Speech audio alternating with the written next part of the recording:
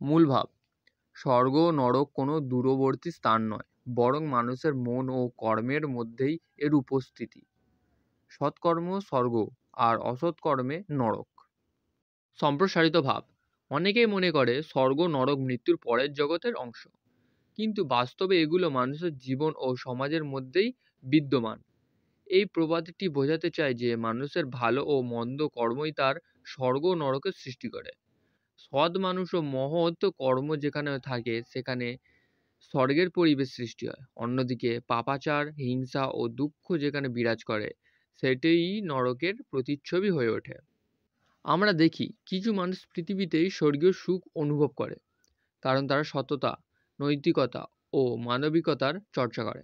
অন্যদিকে যারা অন্যায়, লোভ ও হিংসার শিকার হয় তারা জীবিত অবস্থাতেই নরকের কষ্ট ভোগ করে। সমাজে যদি শান্তি, ভালোবাসা ও মানবিকতা বজায় থাকে তবে সেটিই হবে সত্যিকারের স্বর্গ। আর যদি অন্যায়, অবিচার ও হিংসার রাজতন্ত্র চলে তবে মানুষ এই পৃথিবীতেই নরকের যন্ত্রণা ভোগ করবে।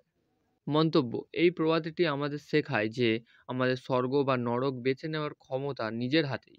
সৎকর্ম, দয়া ও মানব সেবার মাধ্যমে আমরা পৃথিবীতেই স্বর্গ সৃষ্টি করতে পারি। অন্যদিকে অন্যায় ও লোভ আমাদের জীবনে নরক সৃষ্টি করতে পারে। তাই উচিত ভালো কাজ করা ও মানবতার সেবা করা, যাতে আমরা ও অন্যরা শান্তি ও সুখে থাকতে পারি।